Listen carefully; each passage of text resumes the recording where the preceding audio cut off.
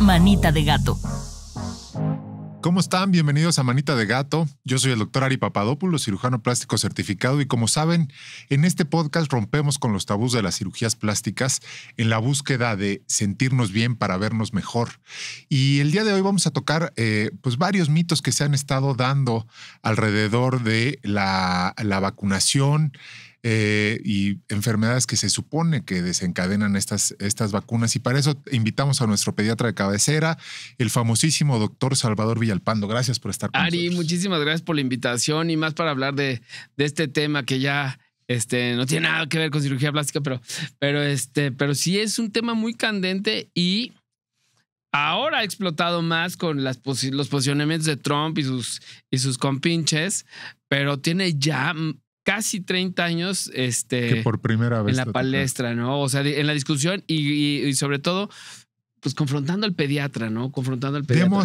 Demos un poquito de contexto, porque ¿qué pasa? Al haber como cambio de partido en Estados Unidos, tenemos el exdirector del Centro de Enfermedades, que era como casi su supersecretario de salud o asesor en temas de salud, que era pro vacunación y que incluso muchos con la teoría de la conspiración decían que estaba hasta demasiado proclive a te vacunas contra todo y las vacunas del COVID y todo lo que se generó ahí. Y ahora regresa con Trump una persona que es pues totalmente anti-vaxxer y que saca a colación un estudio de los 90 y tantos, ¿no? Del 90. Es correcto, sí. Y afirma contundente y categóricamente que la vacunación te causa autismo. Eso, ese es el gran problema. Ese es el gran problema. Y se basa ahí en un artículo completamente fraudulento que una de las revistas más importantes del mundo, que se llama Lancet, publicó en el 98 y que después, en el 2000, lo retrajo. O sea, lo sacó. Eso es una cosa rarísima, quitar un artículo que ya habían publicado con revisión por pares, pero una persona que tenía bastante reconocimiento y que decía que el contenido, los componentes en los que se fabricaba la vacuna de sarampión, que viene asociada con paperas y rubiola, ocasionaba o generaba la triple viral, MMR o en inglés, o en español SRP, está en la Cartilla Nacional de Vacunación. Y ahora con el brote de sarampión que tuvimos en México, se ha tenido que reforzar y que muchos nos hemos puesto más vacunas. Los pediatras estamos obligados a hacerlo prácticamente cada 4 o 5 años, tener nuestro refuerzo de triple viral. No sé si se acuerdan a nuestro auditorio, pero estuvimos hablando hace no mucho con tu colega infectólogo, Mike Minero. Con el Mike, sí. Justo del brote de sarampión, porque era una cosa que nos estaba preocupando muchísimo, que por diferentes razones se dejaron de vacunar a los niños. Y sí, lo que es un hecho es que había un rebrote en México cuando estaba prácticamente controlado o casi erradicado, ¿no? Prácticamente erradicado. En el 89, cuando tú entraste a la escuela de medicina, hubo un brote en México y nos sacaron a la calle a vacunar para sarampión. Después hubo otra serie de brotes, pero este brote creo que es el más preocupante porque socialmente tiene una implicación, o inclusive políticamente, ¿no? Porque, en efecto, en Estados Unidos, la tarjeta que le pasan al presidente Trump es que diga que los niños no se vacunen. Y eso es de verdad un grado de peligrosidad, porque sí genera una preocupación en el ánimo. Y hablaron de esa vacuna en particular de sarampión, que se ha documentado, pero extensísimamente, que no se asocia nunca con autismo, ni mucho menos. O sea, han salido publicaciones de cientos y cientos y cientos de millones de dosis que han demostrado que no se asocian, no tienen ninguna asociación. Pero el golpe a patada dada, ¿no? No, ni y Dios más, padre lo y quita, más ¿sí? desde esa tribuna en la que pues tienen alcance mundial de quién sabe cuántos millones de views, y están repite y repite el corte o el short del presidente diciendo eso, igual que su secretario, su asesor de la CDC, ¿no? Su secretario de salud es verdaderamente esta persona Kennedy, y el nombre Kennedy siempre lo asociamos con bienhechores de la justicia en Estados Unidos, con presidentes, con un presidente y con senadores que siempre han sido del bando demócrata muy influyentes. Y esto es un posicionamiento total y absolutamente fuera de todo contexto, noción. Y lo peor, ¿sabes qué, Sari? Que hoy con la inteligencia artificial lee textualmente esta persona escritos que le hace ChatGPT para comunicar, pero no sabes qué falacias ha llegado a leer en público y que la gente, los senadores de Estados Unidos, o sea, lo han reclamado, le han increpado de que es un criminal por hacer estas recomendaciones abiertamente al público y que pues sí cambia el ánimo de porque no es la única. Ahorita vamos a hablar de otras, pero en particular es un trasfondo, tú lo ves como nada más ideológico, porque también cuando le preguntan ya, ¿y sus nietos y sus hijos los vacunaría? Y él dice que sí. Que él sí, sus hijos, los de él sí están vacunados, ¿no? Entonces los demás no le importan. Pero o se están ahorrando dinero por no vacunar, o ¿cuál es el trasfondo? Eso es el trasfondo, que están queriendo decir, no se están ahorrando ningún peso, porque está bien demostrado que por cada caso que tú puedas evitar o cada muerte que puedas evitar, es un ahorro malentendido. El ahorro, el costo de la vacuna es tan bajito en proporción con el riesgo que puede o el daño que puede causar, que es a todas luces una inversión súper costo beneficiosa. Pero lo que dicen es que las grandes compañías de farma, y eso es donde tienen ellos el control político, están haciendo millones de ganancias, y eso lo empezaron a hacer desde la pandemia, como dijiste al principio, de las vacunas de COVID. Y sabes que es bien interesante, Ari, que ahora lo he encontrado en el consultorio. La semana pasada una abuelita de 60 años, no es una persona mayor, no es una ancianita. Iba contigo en la primaria. Era compañera de la secundaria. Tenía un posicionamiento y me dijo, pues yo ya no sé cuáles vacunas le debiéramos poner a los niños. Y yo, ¿qué? O sea, para mis hijos, ahorita hay para los niños entre 35 y 40 vacunas disponibles para 35 y 40 enfermedades posibles de prevenir. No hay para 400, pero si tú me dices hay vacuna para 70 vacunas le pongo a mis hijos, ¿no? Y yo le hacía un ejemplo muy, muy sencillo. Le dije, a ver, como abuelita informada, ¿qué pasa si los niños tienen mucha fiebre? La respuesta natural de las abuelitas es, les da meningitis. ¿Por qué? Porque antes de los 90s había muchísima meningitis que se asocia con fiebres altísimas. No es que la fiebre de meningitis, sino que las abuelas sabían que los niños que tenían mucha fiebre estaban en ese riesgo. De los 90s que viene la cartilla de vacunación hexavalente, varicela, MMR, todas juntas, se ha reducido tanto la meningitis que mis residentes hoy no la conocen. No conocen, no saben cómo se vería un sarampión, a menos de que lo vean en un libro, porque ya no lo ven. Y nosotros veíamos en la residencia, o sea, cada noche veíamos 1, 2 o 3 meningitis por neumococo. Neumococo ha cambiado eso, y Haemophilus influenza que viene en la hexavalente. Ha cambiado drásticamente el panorama de lo que atendemos los médicos en general, no solo los pediatras, sino los médicos en general. Esa meningitis por neumococo y por Haemophilus influenza, Haemophilus influenza, causaba sordera.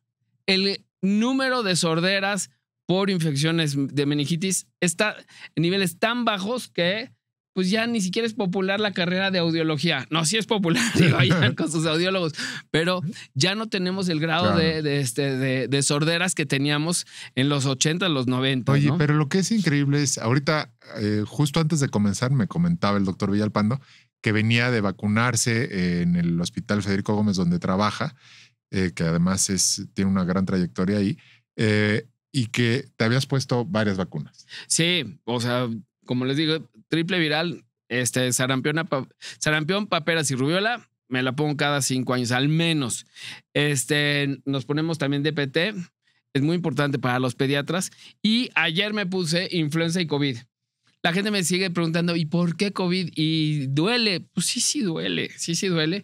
Pero sí es bien importante por la exposición que tenemos los pediatras principalmente a todas estas infecciones de alta contagiosidad. Pero a lo que voy es, yo digo, tienes un poco de malestar, con algún analgésico ahí te la llevas y... Ibuprofeno, también podemos hablar de eso. También, pero por ejemplo, tengo cerca, o sea, que conoces a colegas médicos que dicen, no, yo creo que yo no me voy a poner la de influenza este año porque cuando me vacuno me da influenza. O sea, el año que me la pongo sí me da. Y que dices, ¿cómo puedes tener un pensamiento así como que mágico, medio mágico. Si hay estadísticas al respecto, ¿no? No, bueno, no, o sea, las vacunas están hechas con pruebas y además tienen un seguimiento epidemiológico desde el punto de vista en el que puedes documentar que las zonas, las poblaciones que se vacunan, el riesgo de enfermedad grave se reduce prácticamente a 0, ¿no? Sí pueden, porque hay muchas variantes que no cubren toda la vacuna de cada año, la estacional de influenza, por ejemplo, no cubre contra el 100% de los la idea tipos, es que si ¿no? te da, te dé más leve. Pero las que te dan, te va a dar mucho más leve. Y, por ejemplo, en otro caso que también es como, yo lo siento como enigmático o muy ilustrativo, porque siempre vas a encontrar, cuando estén viendo este episodio, después vas a ver los comentarios y te va a decir, no, solo están enriqueciendo a la industria farmacéutica y te dan, primero te dan la enfermedad. Y a los pediatras dicen que nos enriquecemos de eso. Te dan la enfermedad y luego te dan el remedio, pero primero ellos mismos te están, ¿no? Que muchos lo dijeron con COVID, ¿no? Entonces, lo que yo digo, por ejemplo, con la poliomielitis, lo mismo, prácticamente ya no ves gente en la calle caminando con secuelas de polio. Con secuelas de polio. Era terrible eso y se logró erradicar, pero yo creo que si bajamos la guardia, en una de esas nos vuelve a tener un brote. Totalmente. Esos son los riesgos inminentes y lo están viendo ya en zonas como California, Nueva York, donde los antivaxxers son muy activos. Están viendo cosas aparecer como nuevamente casos aislados de polio y muchas cosas que verdaderamente son prevenibles, que nadie tendría por qué estarlas padeciendo si existe la vacuna y es claramente eficaz para reducir estos riesgos, ¿no? Entonces, sí, yo creo que la afección social es lo que más impacta cuando la gente habla o pone en tela de juicio cosas que han sido estudiadas pero no 1, 2, 3. Porque decían, no, es que esta dosis de vacuna de COVID no tiene, la sacaron demasiado rápido. Sí, la sacaron demasiado rápido, pero con un número absolutamente lo que loco siempre de explican, dosis lo que siempre explican los infectólogos o la gente que le sabe a la parte de la inmunología es que esa vacuna que sacaron para COVID es un sistema que venían estudiando para otras cosas. Exacto. Y llevaban muchos años estudiándolo y finalmente le pudieron ver esta utilidad, pero no es que lo hayan inventado para el COVID y que en 6 meses estuviera lista la vacuna. Y que nadie lo había probado nunca antes. Tenían años tratando de haciendo ya cosas porque no solo va a servir para vacunas la tecnología del microRNA, sino para muchas otras cosas en las que se puede ir viendo las mutaciones. Ahora inclusive la inteligencia artificial nos ayuda para desarrollar muchas cosas de tecnología y que en este caso, o sea, en los datos duros, crudos y duros, o sea, se puso esa vacuna, se probó en miles de millones de personas para demostrar su efectividad y se demostró. Y los que no se la pusieron tuvieron entre 5 y 7 veces más mortalidad en las poblaciones que rechazaron la vacuna o que no tuvieron accesibilidad a la vacuna. Esto es así como decir, a ver, de verdad yo necesito exponer a mi familia, a mi hijo, a mi pequeño a una cuestión de riesgo. Dicen, bueno, pues a mí no me vacunaron y no me pasó nada.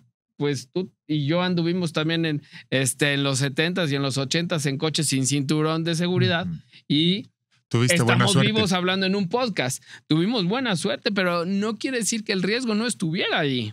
Y hoy nos parece inconcebible traer a un niño de 3 años sin un cinturón de seguridad y una sillita, ¿no? Entonces sí es una cosa que el quitar el riesgo, reducir el riesgo a su mínima expresión es de lo que la medicina preventiva está basada, ¿no? Oye, y esa es la vacunación. Otra que me acuerdo que se aventó la declaración mismo tipo o hasta el mismo presidente Trump era el paracetamol, ¿no? El paracetamol. ¿Qué te causaba qué? O sea, que causaba una serie de alteraciones. El paracetamol en las mujeres embarazadas asociado a alguna anomalía Igual cuando nacían, ¿no? a anomalías de los bebés y que se aguantaran, ¿no? O sea, de verdad es un medicamento que ha sido bien utilizado, bien noble por no décadas, o sea, años y años y años y ha mostrado ser sumamente eficaz. Y sí, en efecto, las mamás requieren de a veces analgesia porque van a cursar con procesos inflamatorios intensos, infecciones de vías urinarias, fiebres, etcétera, y no tienen ninguna contraindicación. Y es así como un flashazo que de repente les dijeron que ¿Y podía ese de ser. dónde lo sacaron? ¿También hubo algún artículo Hubo hace? también un artículo en el que se hacía en una base de datos una exposición en lo que se llaman asociaciones espurias. Desde el punto de vista estadístico, puedes hacer una asociación espuria. La que dices, bueno, pues si hay esta tasa de casos desde desde 2010 hasta ahorita y se usaron tantas dosis, si tú los vinculas en donde cruzan, dicen, no, pues sí incrementa el riesgo. Pero ese es casi equivalente a decir que el que tomó paracetamol, ¿a cuántos atropellados en el año Literal. habían tomado paracetamol antes? Y entonces te sacas un artículo que dice el paracetamol hace que te atropellen en la calle. Esa es una asociación espuria. No, las abuelitas también dicen que, o decían en los 90s, que había más diagnósticos de reflujo porque había más microondas. Y que si las mamás estaban cerca de los microondas, los niños les daba más reflujo. O sea, eso es total y absolutamente una asociación espuria. Sí, por supuesto, antes en los 80s no había microondas o no había en todas las casas. En los 90s sí había. Y coincidentemente había un fármaco para tratar el reflujo, entonces se incrementa el awareness, el grado de alerta. El grado de alerta de las enfermedades, se diagnostica más, se trata más y entonces cuando encuentran los dos puntos que están incrementando, bueno, pues dicen, esa es la causa y no es, así no va. Ok, pero por ejemplo, cuando tienen una información y que dicen, ¿cómo puede saberla nuestro auditorio? Porque es bien complicado por más que se les dice. Es que hay un artículo, alguien sacó un influencer y sacan hasta el papelito, te dan la cita. Que haya un artículo publicado en un sentido no quiere decir que la información sea verídica. ¿Cómo, si tienes una manera de explicarlo así concretamente, de decir, se hace un metaanálisis, se hace... Eso. Esa es la palabrota del día de hoy, ¿no? Para nuestros amigos de Plaza Sésamo. Nuestra palabrota. Metaanálisis es que podemos conjuntar un montón de información con un montón de cientos de miles de casos en muchas partes del mundo y compararlas y identificar cuando tenemos el uso de un fármaco versus cuando no lo tenemos en cientos de miles de casos, en cientos de artículos que están publicados en varias partes del mundo y puedes identificar todo esto.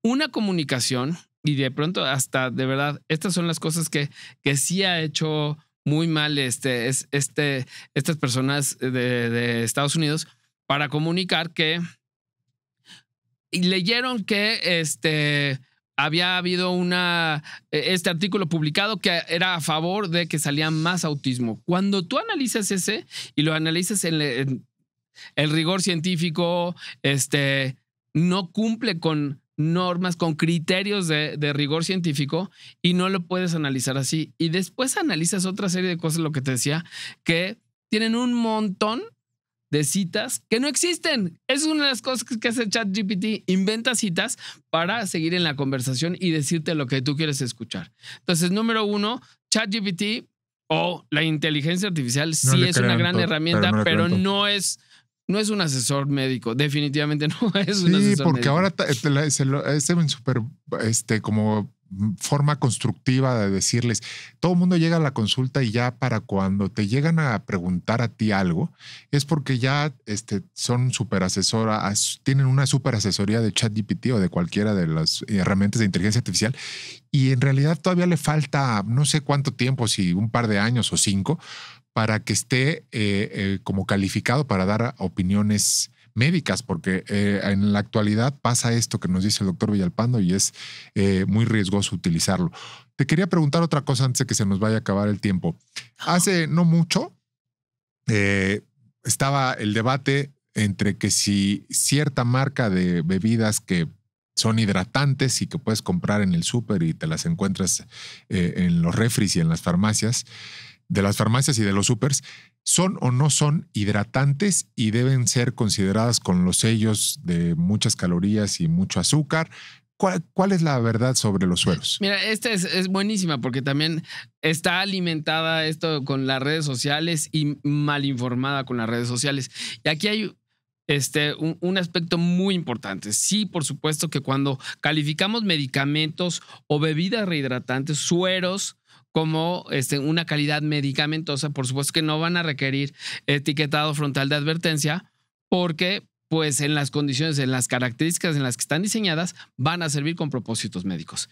Y eso es una cosa que ocurre con los sueros de rehidratación oral que nos recomienda la Organización Mundial de la Salud, que deben tener entre 75 y 45 miliequivalentes de sodio por cada litro, con la cantidad de azúcar correspondiente para que sean de alta eficiencia para hidratar en condiciones de deshidratación, inclusive prevenir deshidrataciones graves. Y eso lo recomienda la Organización de la Mundial Eso de la es Salud. el suero vida oral que compras en un sobrecito y que se lo das a un bebé que se está deshidratando. A un bebé o a un adulto que se está deshidratando con diarrea. Cólera. Sí, con cólera o con un rotavirus inclusive, ¿no? Y sí, por supuesto, esto tiene esta característica. Pero hay una serie de bebidas y estas bebidas de suero, en condiciones de no deshidratación, no son muy aceptables porque son muy saladas. Para los pequeños y para los grandes tampoco se la van a tomar ni en una cruda, pues, ¿no? Entonces, las que sí tienen más o menos de 30 miliequivalentes de sodio por litro y eso es mucho más aceptable. Y eso contienen las bebidas deportivas.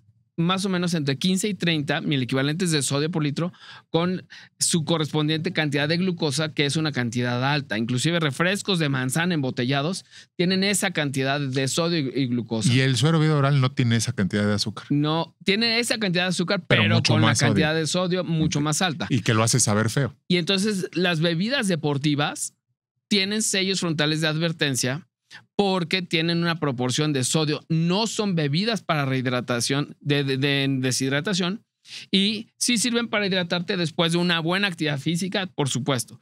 Para los niños en particular, para mí es muy alarmante porque los niños salen y están corriendo afuera y les quieren dar una bebida deportiva. Qué bueno que tienen su sello porque los niños lo pueden identificar y dicen, esta no.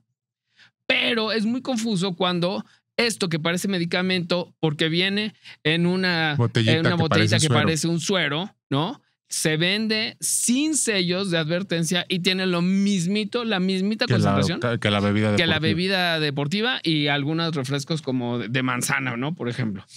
Entonces hay que tener mucho alerta en eso. Entonces, hidratan, pero poco. Digamos. Hidratan para cuando tienes una pérdida mínima como cuando haces ejercicio. Pero no te sirve si tienes rotavirus, cólera o cualquiera de esos que te deshidratan y que necesitas tu suero vida oral en sobrecito. En esas condiciones te puede hasta deshidratar, te va a dar más diarrea inclusive, ¿no? Okay. Y lo que sí yo abogo es que si no cumple con estas características, no se vende en farmacia que le pongan sellos y no se venda como medicamentos, ¿no? Que le pongan sello de advertencia como cualquier otra bebida deportiva. Y ya tú decides Y tú decides, pero que lo sepan, ¿no? Porque eso es importante. Tenemos como 2 o 3 minutitos. La deshidratación por cruda, por ejercicio o por un rotavirus, pues no es la misma. No son igual, definitivamente no son igual y no implican lo mismo, ¿no? O sea, una cruda te vas a sentir muy mal, pero con agua simple, un desayuno,